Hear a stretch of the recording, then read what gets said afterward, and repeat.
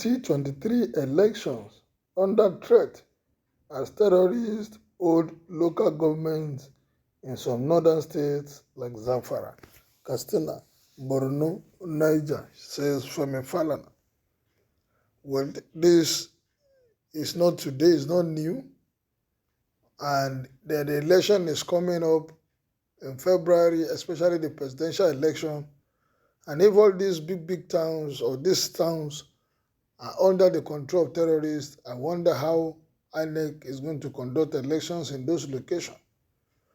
And for me, this is an advantage for those places because the people there, one, they will be denied their right of voting for the candidate of their choice. And if at the end of the day, anybody gets elected, and those people are not feeling the impact of the government, can they complain, can they ask for anything when in their locality, in their state, in their environment, they are not allowed to vote? So this is a disservice to this nation. And if the insecurity will continue it has been there for the past 10 years and nothing is being done, how are we going to make sure that the thing did not spread to other parts of the country?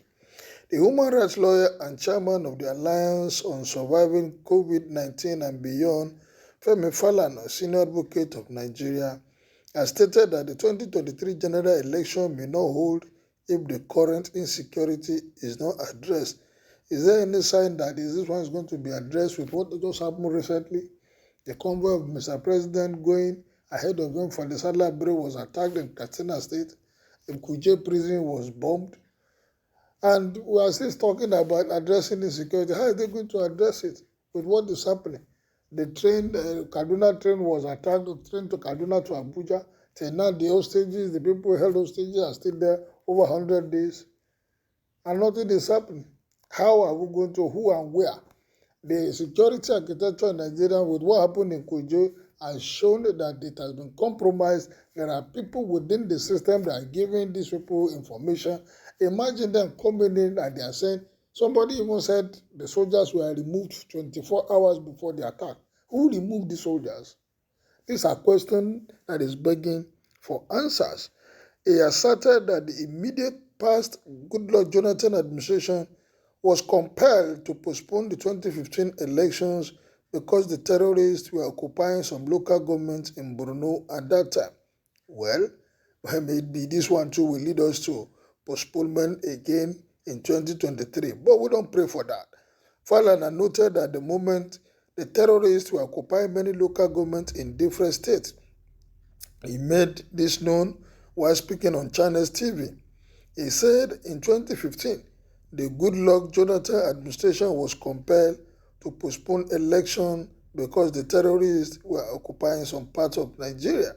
Right now, the terrorists occupying places in local government in Zamfara, Katsina, in Borno, and some other places. That is problematic.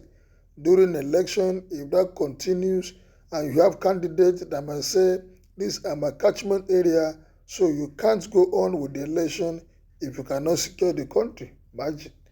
Falana had in June asserted that plans by terrorists in Nigeria go beyond the massacre of worshippers at St. Francis Catholic Church in Ondo State. Falana had in a statement made available to Sahara reporters recanted how members of Boko Haram and Islamic State of West Africa province, ISWAP, made several attempts to bomb Lagos State and other places in the southwest, but were foiled by security agencies. The human rights lawyer called on the Nigerian government to take more proactive measures and equip the security agents with necessary superior weapons to ensure the security of Nigeria. For me, it is beyond even equipping them with superior weapons. If you have somebody within the system that is a mole, giving your enemy information, there's no way you want to fight them. They have information you are planning. I know a lot of people that died in Boko Haram when this started in Meduguri, that went in there and because of information, Boko Haram were always killing soldiers, bombing them because people within the system are giving them information.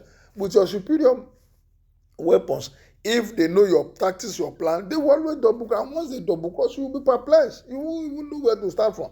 This that happened recently in Kuje shows that there are people within the Kuje prison giving these guys information.